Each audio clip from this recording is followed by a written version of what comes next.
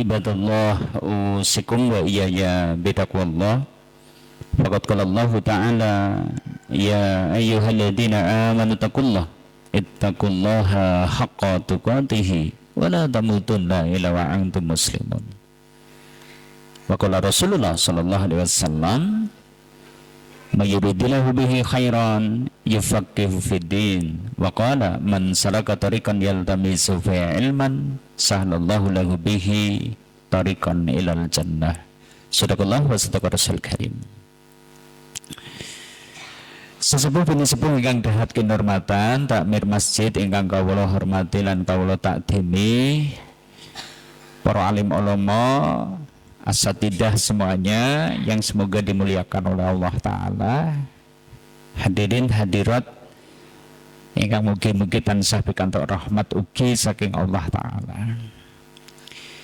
Hari ini kita sudah berada di pertengahan dari bulan Rajab, ya, salah satu dari bulan suci, bulan Rajab, dan ada peristiwa besar di bulan Rajab ini yaitu Isra Mi'raj, yang mana salah satu hikmahnya adalah diperintahkannya ibadah sholat oleh Allah Ta'ala kepada Nabi SAW untuk umatnya, dan tidak sebagaimana ibadah-ibadah yang lain yang diperintahkan oleh Allah itu melalui perantaraan malaikat Jibril, spesial untuk ibadah sholat didawuhaken langsung oleh Allah dari langit yang ketujuh dalam peristiwa Mi'raj tersebut. Nah, cuma ada yang menarik. Ini salah satu bukti yang menunjukkan bahwa ibadah sholat itu adalah ibadah yang kedudukannya sangat tinggi di dalam dinul Islam. Tapi ada fakta menarik ini. Ada satu survei yang dilakukan oleh Lembaga Survei Indonesia tahun 2010 ini. Ternyata pemuda muslim Indonesia yang komitmen menjalankan sholat 5 waktu ini untuk umur antara 15 sampai 25 tahun itu cuma 28,7% sing sholat. Pinten? Orang nganti sepertelu, Pak. Ini untuk usia 15 sampai 25. Kayaknya nek 25 ke atas ya mungkin lebih tinggi lagi lah, lebih tinggi lagi karena usia-usia ini memang usia-usia kebanyakan orang itu lale. Tapi kalau 25 ke atas ya mungkin tinggi lagi. Ya.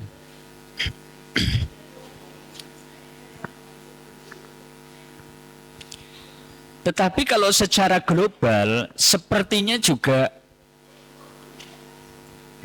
umat Islam Indonesia sing sholat niku mboten ngantos 50%, Pak. Jadi kalau umat Islam Indonesia itu ada 210-an juta, hampir atau mungkin lebih dari 100 juta itu ternyata tidak sholat. Kalau mboten ngertos nek kali 8 kados napa niku kan, gitu kali 8 kados napa jenengan saged ilang-ilang ki ya, Mbak, gitu kan. Nah,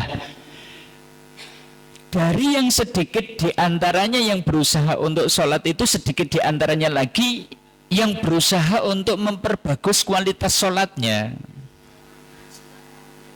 Sing sholat orang nganti separo, dari sing orang nganti separo niku wau sing serius mencoba untuk memperbagus kualitas sholatnya mungkin lebih sedikit lagi. Bahkan kebanyakan dari orang yang sholat ya sholat ning sholatnya asal-asalan sekedar menggugurkan kewajiban. Padahal kaum muslimin dari sadaqallah, sholat itu ibadah yang kedudukannya itu sangat tinggi di dalam dinul Islam. Untuk itulah di kesempatan pagi hari ini kita akan coba angkat tema ini. Hari ini ayo kita munculkan nih rasa butuh kita untuk sholat. Jangan-jangan problematika kehidupan yang kita alami hari ini ya kaitannya dengan ibadah sholat yang mungkin kita itu masih menunaikannya dengan asal-asalan. Nah, kita akan coba dandani nih. Yuk kita dandani ibadah sholat dengan cara apa? Memunculkan rasa butuh. Ya, inilah Bapak Ibu kaum muslimin rahimakumullah yang akan kita bahas di pagi hari ini, yaitu perbaiki sholatmu agar Allah itu memperbaiki duniamu. Ini insya Allah yang akan kita kaji. Baik kaum muslimin, sepindah malih sholawat salam menggutan sah kunjuk dumateng uswah kita, teladan kita Rasulullah Muhammad sallallahu alaihi wasallam beserta keluarganya, sahabatnya dan juga orang-orang yang istiqomah di dalam dinul Islam ila yaumil qiyamah. Kaum muslimin rahimakumullah. Tadi berapa persen umat Islam yang sholat? Kalau di kalangan mudanya enggak, tadi 28,7%. Kalau mungkin secara global ya nggak nyampe separuh lah sing sholat. Kalau yang bisa baca Quran konon paling cuma 45% yang bisa baca Quran. Berarti 65% umat Islam itu nggak bisa baca Quran. Ini satu kenyataan yang harus kita pahami. Baik, kita akan bicarakan tentang sholat tadi kaum muslimin, yang ternyata banyak umat Islam belum menunaikannya. Padahal betapa tingginya kedudukan ibadah sholat ini. Satu, sholat itu tiang agama. Maksudnya apa? Nek ibarat bangunan agama teng awake kula panjenengan niku ibarat bangunan, sholat niku ibarat tiangnya, sakane. Saka sih fungsinya apa? Cagak. Ibarat bangunan nih, terus bangunan masjid ini, lah ini cagaknya papat gede-gede, insya Allah kokoh. Milo nek enten tiyang Islam kok mboten sholat, agama yang ada di dalam dirinya itu akan mudah runtuh. Mungkin terkena masalah sedikit saja ya sudah, bangunan itu akan ambruk sehingga kemudian tidak punya lagi agama di dalam dirinya. Milo Rasulullah ngendikaken Rasul amril Islam wa amuduhu sholat wa dirwatu sanamihil jihad. Pokok segala urusan niku Islam, tiangnya niku sholat, puncaknya niku jihad. Nah, ini penopangnya itu adalah sholat.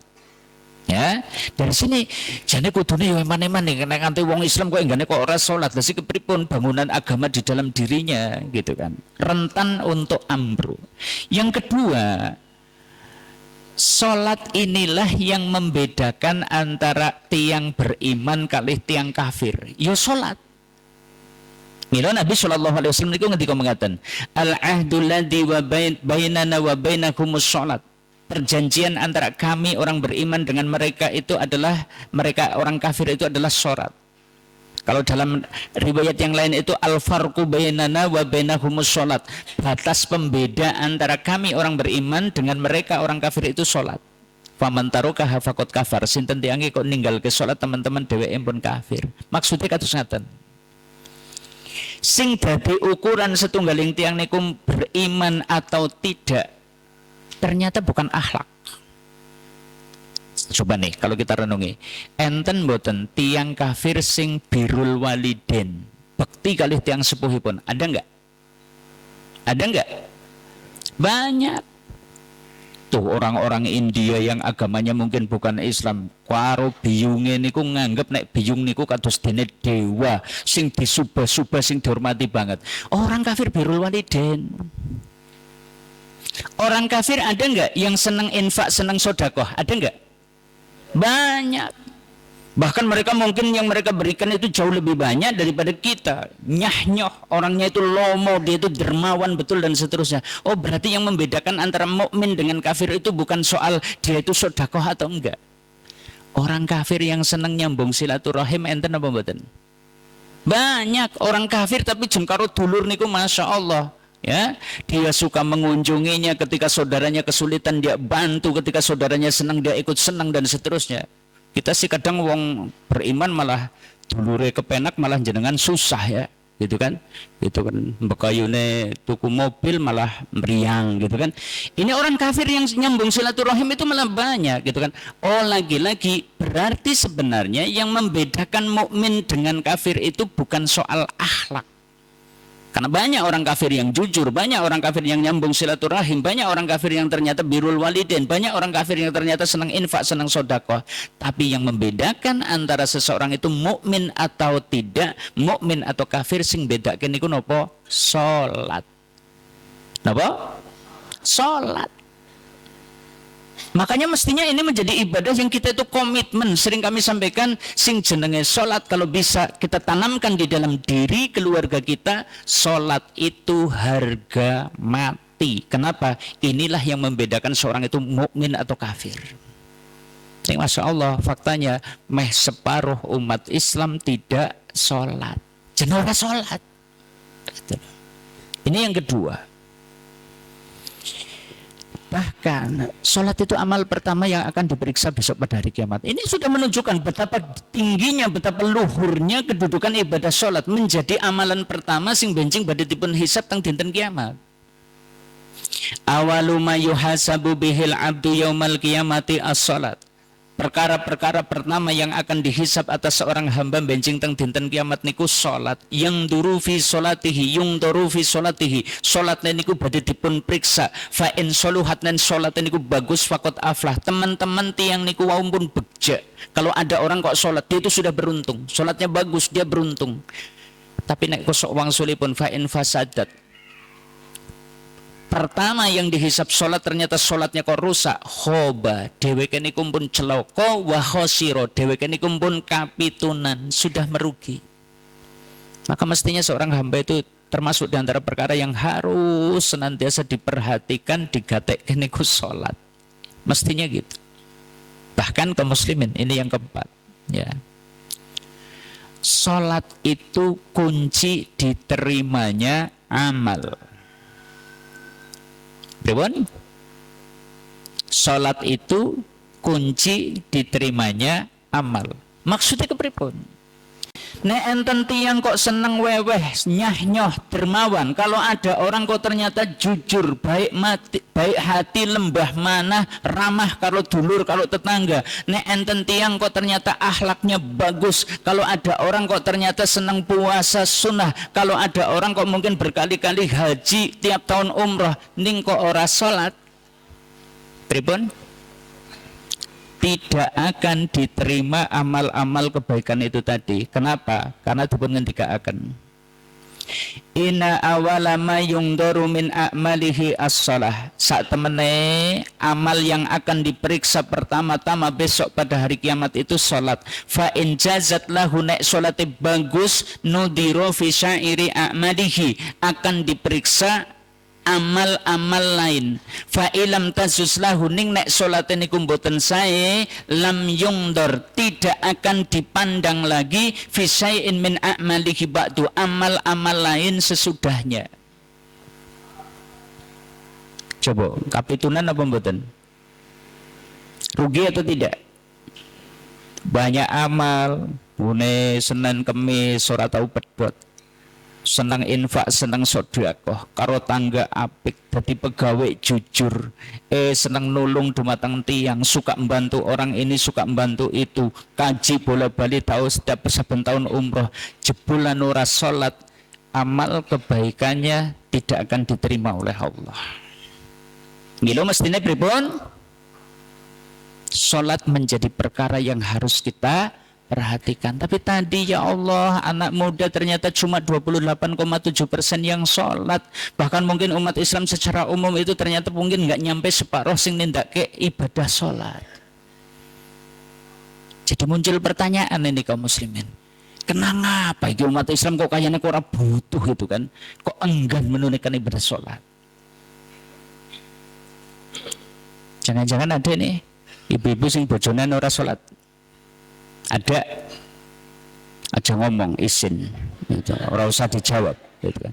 Tapi nanti supaya menjadi koreksi gitu kan. Angger bapak-bapak sih kayaknya nek ibu-ibune sih kayaknya percaya lah nek ibu-ibu pada sholat sing cok pandan beler iki bapak-bapak gitu kan. Makanya tadi kenapa ini nanti kita dudukkan, ayo kita itu mestinya menunaikan sholat itu. Apa tidak tahu betapa butuhnya kita dengan ibadah sholat? Kalau boleh saya tanya nih, ibadah sholat niku sing butuh niku kula panjenengan napa Allah? Kok Allah ndawuhaken dumateng kula panjenengan kan nindakake sholat niku sing butuh Gusti Allah napa sing butuh kula panjenengan? Apa iya? Begini Bapak Ibu, andai seluruh orang kaliwuluh kok tidak sholat, sedikit pun kebesaran kemuliaan Allah itu tidak akan berkurang. Jangankan sekali puluh, enggane wong sembanjar negara kabeh ora salat sedikit pun tidak akan mengurangi kemuliaan dan keterpujian Allah Azza wa Jal. Jangankan wong sebanjar negara, enggane wong sedunya orang ana sing gelem salat. Sama sekali Allah itu tidak kehilangan kemuliaan, tidak kehilangan keluhuran dan kebesarannya. Asline sing butuh nindake ibadah salat niku kula panjenengan. Yo, dari sini yuk kita coba bahas. Kenapa sih kita kok butuh nindake salat? Saya ulangi, butuh. Wong anggar butuh biasanya kepripun? Wong anggar butuh biasanya kepripun? Jajal. Anggar wong ora butuh, kon mari ngene bekayune rasane kepripun? Sebel. Lah ngapa mari ngene bekayune lah ngapa lah. Ning anggar bojone mriyang, nganggur, ora duwe duit, kendil jomplang, beras ora duwe, lenga ora duwe, mari ngene bekayune kepriye? Semangat. Anu arep nembung utang gitu kan. Yang kita maksud coba seperti itu, munculkan rasa butuh kita kepada Allah, munculkan rasa butuh kita itu dengan ibadah sholat. Kenapa kita butuh sholat? Satu ini nih, sholat itu istirahatnya jiwa, raga, dan pikiran kita. Kita garis bawah ini, kenapa kita butuh sholat? Sholat niku apa? Men jiwa niku lho panjenengan niku ngaso supaya pikiran kita itu istirahat, supaya badan kita itu istirahat. Maksudnya kepripun? Begini kaum muslimin. Siapapun kita, kayane anggar sing jenenge wong urip kuwi mesti penuh dengan problematika.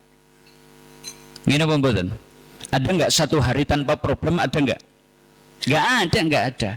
Entah itu problem urusan keluarga, problem urusan kantor, problem urusan rumah tangga, problem urusan bisnis, problem urusan dagang, bahkan problem terkait dengan interaksi sosial dengan tetangga kanan kiri kita. Itu kadang memunculkan masalah, mikir, setiap hari kepikiran. Nek orang nana ngasone, pikiran orang nana ngasone, jiwa orang nana ngasone, pripun? Tensine dhuwur, gulune kaku, sirahe migren, sikile semuten ngetipel. Kuwi kan karena jiwa, raga, dan pikiran kita ora gelem ngaso. Mila Allah niku ngertos banget. Allah niku ngertos sebab Allah niku sing nyiptake kula panjenengan. Maka Dia Allah sang pencipta manusia paling tahu solusinya. Diwenehi sarana nggo ngasone jiwa, nggo ngasone pikiran, nggo ngasone raga. Cobalah, sudah nggak usah abot-abot. Gelas niki paling bobotnya pinten? 1/4 kilo lah isi banyu.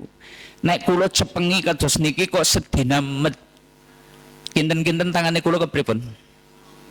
Tak kayane kaku, kemeng, kram gitu kan. Ini cuma gelas setengah 1/4 kilo gitu kan. Beban hidup kan seperti itu. Kalau kemudian kita pikir terus, kita rasa terus, kemudian fisik kita juga kita gotong terus, ini masalah yang kita hadapi. Stres, Pak. Dah Allah niku ndawuhke kula panjenengan niku kan nindakake salat, karepe niku jane kon ngaso. Saurunge beraktivitas jenengan wungu enjing-enjing didhawuhi ken salat subuh. 5 jam kemudian beraktivitas fisik, jiwa raga kita itu juga sudah lelah, ken salat luhur. Nek bar salat luhur fisik kita semakin lemah, jarak istirahatnya semakin pendek. 2-3 jam kemudian dikembalikan ke nindak ke salat malih, salat asar. Ketika sore hari bahkan mungkin problematika kita semakin menumpuk, urusan bisnis kita, pekerjaan kantor kita, didhawuhke ken salat maghrib. Sebentar lagi kemudian kita ken salat isya. Jane karepe men jiwa, raga, dan pikiran kita istirahat. Mila nek wis jam 09.00 kenapa ora kon salat, wis ngasone wis karo sare, jenengan ken sare kan tilem niku ken ngaso. Nek jenengan komitmen setiap hari kok seperti itu, njogo salat 5 waktune, insyaallah jiwa, raga, dan pikirannya sehat. Lampun sholat kok Ustadz nih kok tetep darai dhuwur, tensine dhuwur, sering mumet, migrain, vertigo. Kenapa? Sebab sholat jenengan ya orang go ngaso Allahu Akbar takbir esih kelingan dagangan, takbir Allahu Akbar esih kelingan sawah, takbir Allahu Akbar esih kelingan pekerjaan kantor, takbir Allahu Akbar esih kelingan problem keluarga, problem rumah tangga, sehingga mestinya selesai sholat itu raine niku bungah semringah, nembe salam raine ya gen keton merengut baik. Padahal kudune kepripun sholat niku nggih napa ngaso. Begitu kita itu mungkin banyak problem, iya kana butuh wa iya kana stain. Di dalam sholat kita kemudian terpikir, ya Allah namung dumateng panjenengan kawula ibadah, namung dumateng panjenengan kula niku nyuwun pitulung pun ya Allah, kula serahkan seluruh problematika ini untuk kepadamu ya Allah. Itu kan saya lepaskan seluruh problematika bebanan hidup itu kepadamu ya Allah. Insya Allah salam di dalam sholat, selesai salam plong. Kudune metu kang masjid bar salat niku kepriwen? Raine kepripun? Keton semringah, keton bungah. Jenengan metu kang masjid tegen. Sebab salat sing dipikir cicilan, angsuran, utang, anake sing dugal, bojone sing selingkuh. Lah wis warna-warna banget. Rampung salat itu wis judet pikirane. Milo jane didhawuhke ibadah salat itu salah satu hikmahnya supaya pikiran, jiwa dan raga kita itu istirahat. Maka Nabi SAW itu seperti itu. Kalau beliau lelah, penat dengan problematika dakwah dan perjuangan, beliau niku dawuh dumateng Bilal, kum ya Bilal, fa'arih Nabi sholat, wahai Bilal, bangun, tolong adzan, tolong dirikan sholat supaya kami itu bisa istirahat. Istirahatkan kami dengan sholat. Kata Nabi SAW. Sholat niku nggih napa? Ngaso. Jenengan malah kewalik. Begitu ana suara adzan Allahu Akbar, malah ujar kuat dan nembe miki wis adzan maning gitu. Ala wong ibarate wong nyambut gawe itu diceluk kon ngaso, leren disit Kang, mestine kan seneng kan seperti itu. Allahu Akbar. Malah gimana? Nembe sholat miki sholat maning gitu kan. Mestinya kita senang gitu kan supaya kita itu jiwanya istirahat ngaso lah wis lah culna lagi kok dagang wis nganti setengah hari kok ora payu-payu culna wis lepaskan, serahkan urusan itu kepada Allah. Iya kana budu wa iya kana stain. Insyaallah jiwa gimana? Tenang. Makanya kita butuh sholat. Ini yang pertama. Kita butuh Pak. Yang butuh sholat itu kita. Dua, sholat itu rem. Napa? Rem sih napa?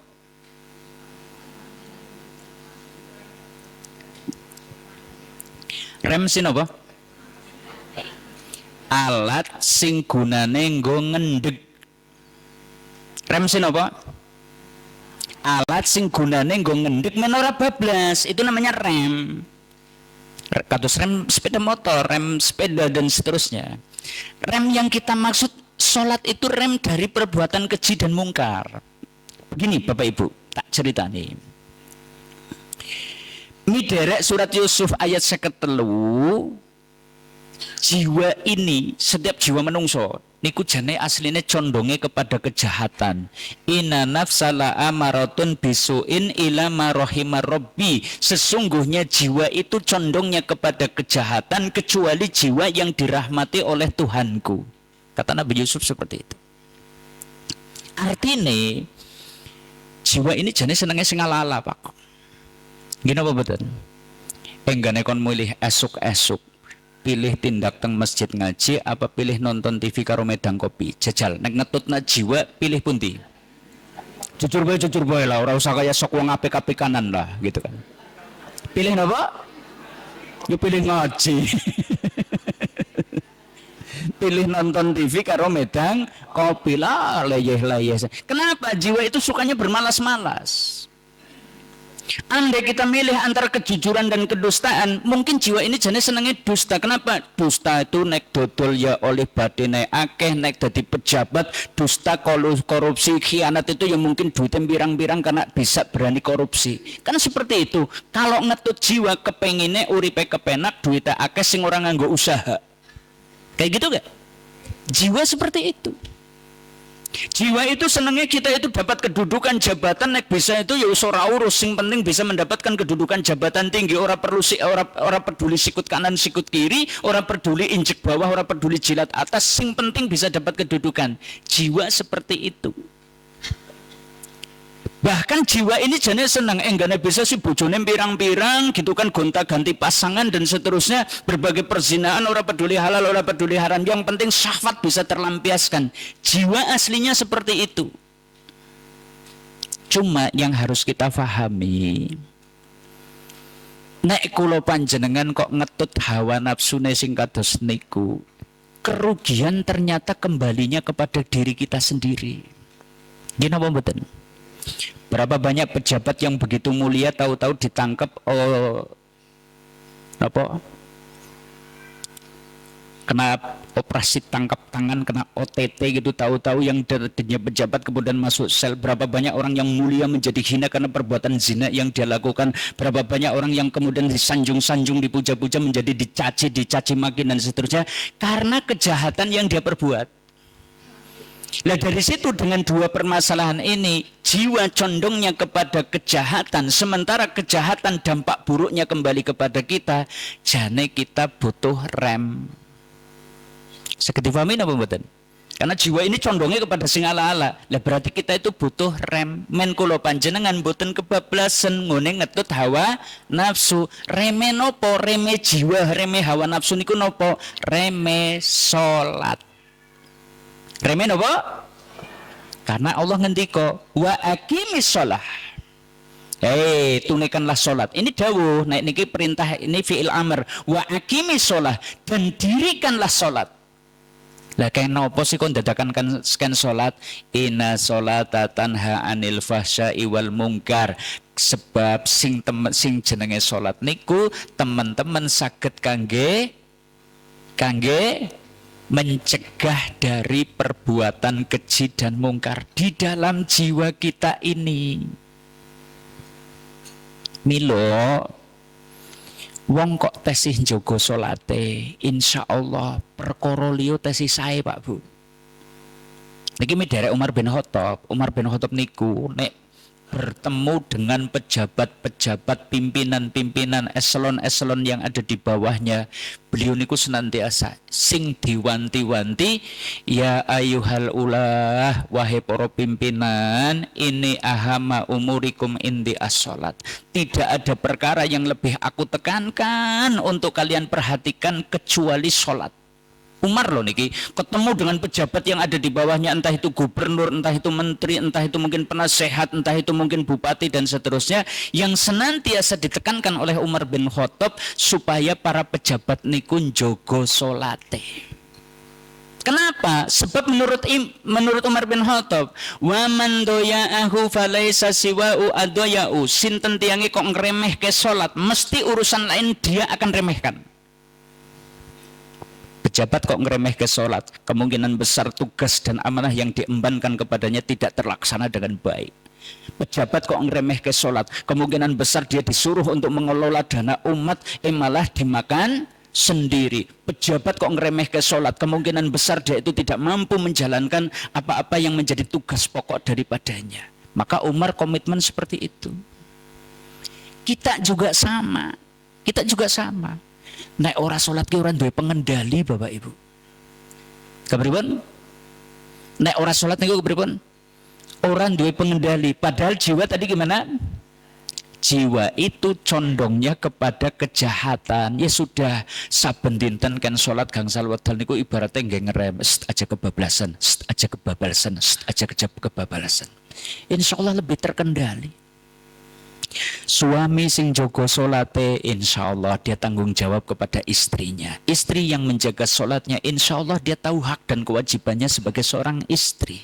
Itu kan, orang tua yang menjaga sholatnya, insya Allah dia itu akan perhatian dengan hak-hak keluarganya. Anak yang jaga sholatnya, insya Allah orang kebablasan, Pak. Sering kami sampaikan tuh, luar negeri kayak luar provinsi kayak atau luar kota kayak nenjenengan dua putra kok ternyata sekolah di luar kota dan seterusnya. Tolong sing digatek kayak pertama kali nopo sholat. Nah ditepul, nah gimana nah kamu kuliah masih bisa sholat nggak? Nomor siji sing ditakok kayak sholat. Alhamdulillah ibu. Kalau tasih sakit sholat, oh anggar sholat ya wis butuh ditransfer pira, sangune kurang pira gitu kan. Aja sangune disit sing ditakokna apa? Sholat. Gitu. Begitu sholatnya Joko arep njaluk duit pira wis kena tak kirimi gitu kan. Gitu. Suami juga gitu, kerja di luar kota ya ditelepon, Mas jenengan kerja nang Jakarta kepriwe sih bisa sholat apa ora? Ojo telepon duit cepet ditransfer gitu, usulak orang di Brasko gitu. Lah telepon bojone boleh-balik sing ditakokna duit, nek ora bali ora apa-apa, sing penting duitnya ditransfer. Alah telangsa banget dadi wong lanang telangsa gitu bojo kaya kowe gitu kan. Jebul sing diarep-arep apa? Duite, wonge ora bali ora apa-apa gitu kan. Deling nih, bojone deling nama, yang nyambut gawe Mas golek duit yang nyambut gawe ning aja kelalen lah salat. Insyaallah teng mriku mboten neko-neko. Ini jenengan bojone kok ora salat, jenengan kudune deg-degan, jangan-jangan di Jakarta dia ngapain, jangan-jangan dia di Bandung ngapain, jangan-jangan dia di Surabaya ngapain dan seterusnya. Anak kita juga sama, jenengan kok anaknya kuliah mungkin di luar kota, ternyata dia itu tidak salat. Oh, khawatir, jangan-jangan dia terjerumus kepada narkoba, jangan-jangan terjerumus kepada pergaulan bebas, jangan-jangan terjerumus kepada LGBT dan seterusnya. Hati-hati, anak kita harus punya rem. Lah remnya apa? Salat. Bojo kita juga harus punya rem. Remnya apa? Sholat, supaya tidak terjerumus kepada perbuatan keji dan mungkar. Oh nek nengok dari sisi ini, jane sing butuh sholat niku kula panjenengan. Sanes Allah itu nggak butuh kok dengan sholat kita. Kita yang butuh, karena kita itu butuh mampu mengendalikan jiwa ini. Saged dipahami? Ini alasan kedua. Ayo sholat. Perhatikan kalau hari ini kita hidupnya itu penuh dengan problematika, ya jangan-jangan karena kita itu enggak sholat sehingga banyak problem. Loh ini kok bojone kok selingkuh, loh ini kok utangnya pirang-pirang, loh ini kok dodol kok ternyata yura payu-payu dan seterusnya. Jangan-jangan ini problemnya itu sebenarnya ibadah kita, sholat kita enggak beres. Milo yang ketiga, kita itu butuh sholat, sebab sholat itu sarana untuk meraih solusi. Yang ketiga apa?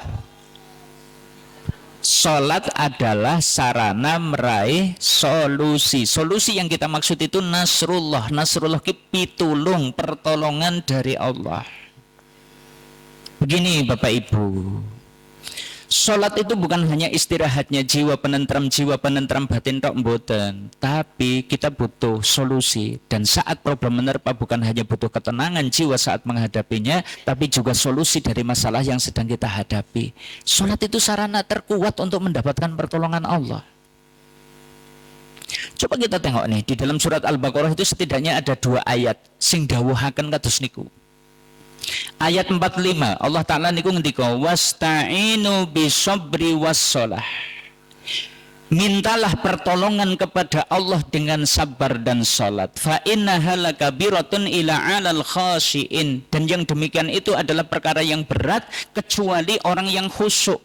Yang mau minta tolong kepada Allah dengan sabar dan sholat itu perkara berat kecuali orang yang khusyuk. Khusyuk sing kepripun? Orang yang yakin dengan kehidupan akhirat.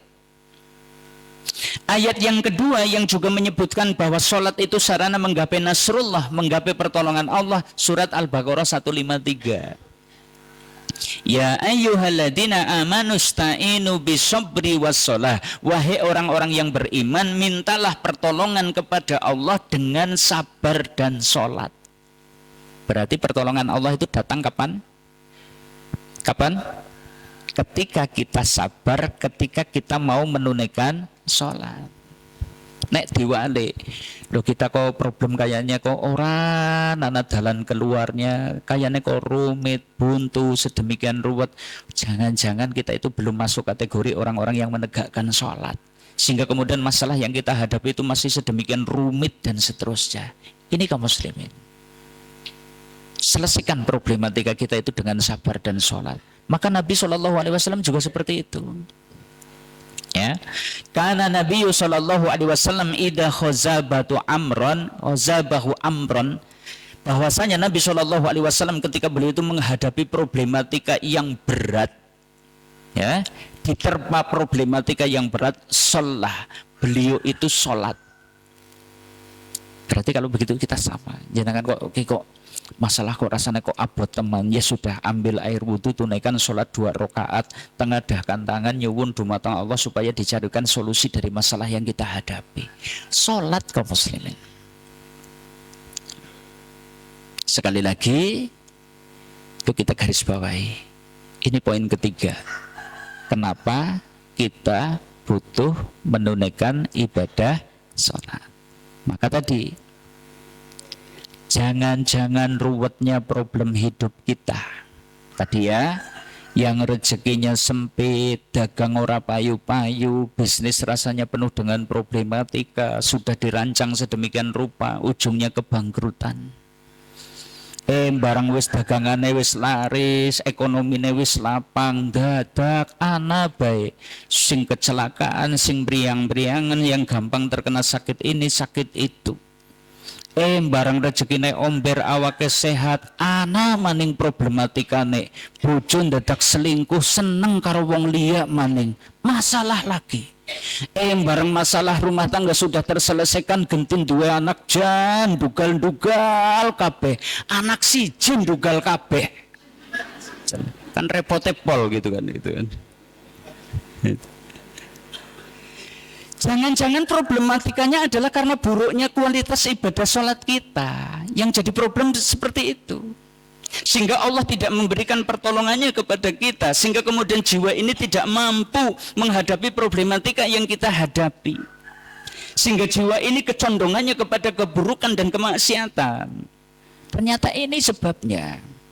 Atau jangan-jangan hidup kita itu kok kayaknya ora berkah, teman. Ya kenapa? Dong kita sholat saja tidak. Kalau tadi sih urusan kualitas, berarti kan jane wis sholat ning kualitas sing butuh ditingkatkan. Atau jangan-jangan hidup kita itu enggak berkah, itu kenapa? Dong sholat wae ora. Dari sini Bapak Ibu kaum muslimin arsyadakumullah, ayo sholat. Siap? Sing bojone urung sholat kepripun? Kepripun jajal? Ngene ngejak men bojone sholat kepripun, Bu? Mereka sholat, mlebu neraka lho. Waduh berisik baik gitu. Malah jenengan kok dibrisik-brisik. Nah tadi, Mas, kita jebul butuh sholat ya. Dan apa sih? Nggo ngaso, jiwane ngaso jenengan ora tegang banget, digawa sholat. Oh kayak gue ya, iya nyontok sholat. Iya Mas, sholat. Kenapa sih? Men ora condong kepada kejahatan gitu loh. Supaya kita oleh pitulungi Gusti Allah dirayu nganggo bahasa sing alus. Aja guralo kalau riko tua ora tau sholat gitu. Lah malah kok gelem dikampleng sisan gitu kan. Wong anggere ora sholat biasanya anu plak-plak maning gitu kan, seperti itu. Sudah dengan bahasa yang halus, ajak suami untuk sholat. Anak kita juga seperti itu. Syukur nek wis sholat, ayo dandani kualitas sholate. Dandani kualitas sholat sih kepripun, syukur kaifiahnya semakin hari semakin bagus. Takbir niku enten ilmune, ngacung niku enten ilmune, sedekap itu ada ilmunya. Bahkan mungkin tadi bagaimana kita rukuk, kita sujud niku enten ilmune. Disinauni melih kaifiah ibadah sholat kita. Sebab Rasulullah niku ngendika, "Shollu kama ra'aitumuni usolli." Sholatlah kalian sebagaimana melihat aku sholat. Kan salate kula panjenengan niku kan kados dene salate Nabi sallallahu alaihi wasallam. Syukur dan kualitasnya dari sisi apa? Dari kehusuan. Sering kami sampaikan, masa sholat kita hari ini belum beda dengan sholat kita 30 tahun yang lalu. Kemudian 30 tahun yang lalu orang ngerti Al-Fatihah jane maknane apa, ngene salat wis 30 tahun tetep urung ngerti maknane. 30 tahun yang lalu donga ruku subhanaka Allahumma rabbana wa bihamdika Allahumma firli, orang ngerti maknane sampai hari ini ya anu urung ngerti kandungane. Kawit gemian wis maca sami Allahu liman hamidah, Gemian orang ngerti artine, wis 30 tahun sholat ya egen orang ngerti artine. Kok kayaknya orang serius kita itu menunaikan ibadah sholat. Ayo dandani, kenapa? Jangan-jangan problematika hidup yang hari ini kita hadapi sedemikian ruwet, hidup kita itu seakan-akan tidak ada keberkahan di dalamnya, karena kita itu sholat tapi sholat kita asal-asalan.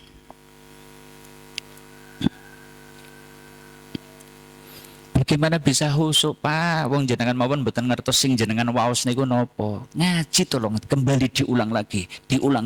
Oh iki baca iftitah kados niki, Al-Fatihah kados niki. Oh niki doa rukuk kados niki. Oh niki doane iktidal kados niki. Robbana walakal hamdu hamdan katsiran thayyiban mubarakan fi. Oh jebul artinya kayak kiye ya. Duduk di antara dua sujud itu Allahumma firli warhamni wahdini wajburni wa'afini warzuqni warfani wafuani. Oh ini jane artinya gini. Jane main banget ya. Nanti kan akan hadir hatinya jadi khusyuk ketika kita itu sholat. Didandani. Siap? Nah, cara gampang ya, wong kadang sing jenenge jiwa ya kuwe nek kon dandani salat atau males kon sinau maning niku anu ndablek males. Lah caranya gimana? Ya wis lah. Siki cara pertamane ndonga dhisit kalau Gusti Allah men kula panjenengan dados tiyang sing komitmen nindakake salat. Ndonga dhisit. Dongane kepripun? Men kita, keluarga kita jadi orang-orang yang komitmen menegakkan ibadah sholat. Ini dicontohkan dengan Nabi Ibrahim alaihissalam niki. Rabbi ij'alni muqimas sholati wa min dzurriyyati Rabbana wa taqabbal du'a. Cok ndonga kados niku napa mboten? Cok ndonga kados niku napa mboten? Oh iyalah. Maksudnya begini nih. Saya yakin nek jenengan baru hari ini perintah karo bojo kon salat kuwi ora perkara gampang. Jenengan anake wis umur 17 selawe tahun nembe diperintah kon salat, saya yakin ini bukan perkara mudah. Makanya kan Nabi jane asline urusan salat niku muru auladakum bisolah ida balahu sab'an. Perintahkan anakmu itu untuk salat begitu menginjak usia 7 tahun. Ning biasa ning jenengan ngomben mikir dewek. Kados niku napa mboten? Lah bocah ya purun lho, wong bocah gen cilik masa digugah kon salat ya melas temen. Jenengan yang melas-melas ning anu keliru. Perintahkan anakmu untuk sholat begitu menginjak usia 7 tahun. Insya Allah gedene niku pun jadi kebiasaan yang baik. Wis ora perlu perintah, wis komitmen dengan sholat. Ning nek jenengan nembe usia 15 tahun, 17 tahun, selawe tahun nembe perintah anake kon sholat, saya yakin abot, Pak. Lah solusinya gimana? Ya wis jangan putus asa. Nek hari ini anak-anak yang jenengan kok dereng salat, bojone jenengan kok dereng salat, jangan putus asa. Kepripun? Nyuwun dumateng Allah supaya kita, istri kita, suami kita, anak-anak kita menjadi orang yang komitmen dumateng ibadah salat. Mintanya kepada Allah, biar Allah yang nanti yang melembutkan suami, biar Allah nanti yang melembutkan anak-anak kita. Lah dongane kados niki. Rabbi ij'alni, yo coba hafalkan. Muqimas sholati wa min dzurriyyati Rabbana wa taqabbal du'a. Rabbi ij'alni muqimas salati wa min dzurriyyati Rabbana wa taqabbal du'a. Rabbi ij'alni muqimas salati wa min dzurriyyati Rabbana wa taqabbal du'a. Rabbi ij'alni muqimas salati wa min dzurriyyati Rabbana wa taqabbal du'a. Bareng-bareng yuk. Rabbi ij'alni muqimas salati wa min dzurriyyati Rabbana wa taqabbal du'a. Malih. Rabbi ij'alni muqimas salati wa min dzurriyyati Rabbana wa taqabbal du'a. Lagi.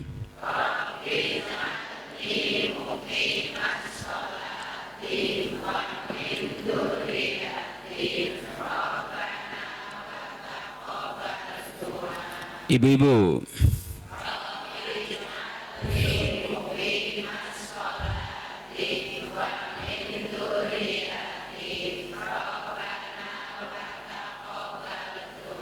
Bapak-bapak.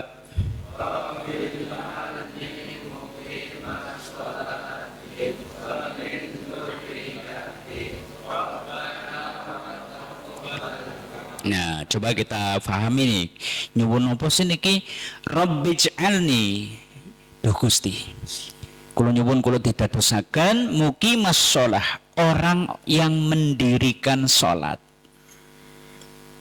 Oh, ternyata dimulai kita berdoa untuk diri kita sendiri. Nembe mangke wa min dzurriyyati lan ugi anak keturunan kawula duh Gusti. Ya. Rabbi ij'alni ya Allah, ya Tuhanku jadikanlah aku muqimas sholati, orang yang mendirikan sholat, wa min dzurriyyati dan juga anak keturunanku. Rabbana ya Tuhanku, ya Tuhan kami, wa taqabbal doa, sesungguhnya Engkau atau ya Tuhanku perkenankanlah doaku. Berarti dimulai dari siapa? Ndongakna siapa disit? Diri sendiri. Gimana kita itu mau ngajak istri sholat, wong jenengan mawon boten sholat. Gimana kita itu mau mengajak anak kita itu sholat, kita sendiri tidak komitmen dengan ibadah sholat. Kita mulai dari diri sendiri. Bagaimana kita itu mengajak istri itu untuk khusyuk sholatnya, wong kita saja tidak khusyuk. Bagaimana kita bisa mengajak anak kita itu untuk bersolat dengan sholat yang berkualitas, kalau kita saja sholatnya tidak berkualitas. Dimulai dari diri kita sendiri. Rabbij'alni, ya Allah jadikanlah aku muqimas sholati, orang yang mendirikan sholat, orang yang menegakkan sholat, wa min dzurriyyati dan juga anak keturunanku ya Rabb. Rabbana wa taqabbal doa. Kalau malam hari mungkin kita teringat, ya Allah bojo kula niku jan wis 50 taun ning jan kon salat iki angel banget, Rabbi ij'alni muqimas sholati wa min dzurriyyati. Sambil merintih nyuwun dumateng Allah, hati suami kita itu dilembutkan oleh Allah sehingga kemudian mau menunaikan sholat. Ya Allah, anak kula jan dua anak telu kok ya jan kon salat be pada angel-angel teman, ya Allah Rabbi ij'alni muqimas sholati wa min dzurriyyati Rabbana wa taqabbal doa. Doakan supaya Allah itu melembutkan hatinya sehingga anak-anak kita itu komitmen menjalankan sholat. Kalau sudah komitmen melakukannya, lah syukur, kita ndonga supaya ibadah kita berkualitas. Kalau tadi kan supaya kita itu komitmen menegakkan sholat. Nah, kemudian langkah selanjutnya bagaimana supaya ibadah kita, sholat kita berkualitas. Nyuwun melih dumateng Allah. Allahumma a'inni ala dzikrika wa syukrika wa husni ibadatik. Cok maos kados niku napa mboten? Kapan? Ba'da salat, karena memang didawuhkan oleh Nabi seperti itu. Belum niku pun nate pesen dumateng sahabat Mu'ad bin Jabal, ya Mu'ad, sira jangan dikelalen saben-saben rampung salat wacanan Allahumma a'inni ala dzikrika wa syukrika wa husni ibadatik. Yo coba diapalakan. Allahumma a'inni, yo tirukan. Ala dzikrika wa syukrika wa husni ibadatik. Allahumma a'inni ala dzikrika wa syukrika wa husni ibadatik. Allahumma a'inni ala dzikrika wa syukrika wa husni ibadatik. Lagi bareng yuk. Allahumma a'inni ala dzikrika wa syukrika wa husni ibadatik. Lagi. Ala dzikrika wa syukrika wa husni ibadatik. Ibu-ibu.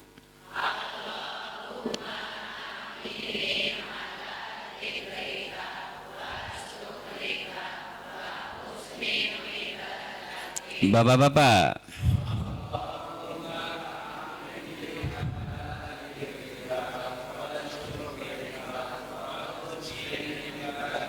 bareng-bareng lagi. Allahumma a'inni ala dzikrika wa syukrika wa husni ibadatik. Napa to maknane Allahumma ya Allah a'inni kula nyuwun ditulung niki ala dzikrika supados tansah dzikir dumateng panjenengan wa syukrika supados saged syukur dumateng panjenengan wa husni ibadatik wa husni ibadatik supados kula niku saged ngibadah kanthi sak sae-saenipun ibadah termasuk salat supaya bisa salat dengan sebaik-baik salat. Pripun dongane? Allahumma a'inni ala dzikrika wa syukrika wa husni ibadatik. Supaya komitmen menjalankan sholat dongane pripun? Rabbij'alni muqimas salati wa min dzurriyyati Rabbana wa taqabbal du'a. Lagi. Rabbij'alni muqimas salati wa min dzurriyyati Rabbana wa taqabbal du'a. Insyaallah kalau kita komitmen sholat, keluarga kita komitmen sholat, bahkan kita berusaha untuk membaguskan sholat kita, di akhirat insyaallah sholat akan jadi cahaya, bukti iman, jaminan keselamatan. Sebab Nabi SAW niku ngendika man hafadhu 'alaiha sapa wonge kok njaga salate kanat lahu nuron besok dia akan dapat cahaya wa burhanan dia punya bukti atas keimanannya wa najatan yaumal qiyamati dan dia punya jaminan besok pada hari kiamat. Ning kosok wangsulipun wa malam yuhaffid 'alaiha sapa wonge kok mboten jaga salate lam yakun lahu nurun besok dia tidak akan punya cahaya wala burhanun dia tidak punya bukti atas keimanannya wala najatun dan dia tidak punya jaminan keselamatan. Bahkan wa kana yaumal qiyamati ma'a Qaruna wa Fir'auna wa Hamana wa Ubay ibni Khalaf. Orang yang tidak sholat benjing teng akhirat dibarengaken kalih Qarun, Fir'aun, Haman dan Ubay bin Khalaf. Siapa sih mereka? Siapa sih mereka? Dedengkot kekafiran. Qarun, Fir'aun, Haman, Ubay bin Khalaf. Kita itu butuh sholat, nggak cuma penentram jiwa, nggak cuma supaya kita dapat nasrullah, nggak cuma kita itu supaya kemudian kita bisa pengendali, memiliki rem pengendali dari hawa nafsu. Tapi ini urusan akhirat, kita itu butuh sholat supaya apa? Benjing ben kagungan cahaya, cahaya ketika di alam kubur. Supaya kita itu tidak merasakan kegelapan alam kubur, cahaya ketika meniti di atas sirat.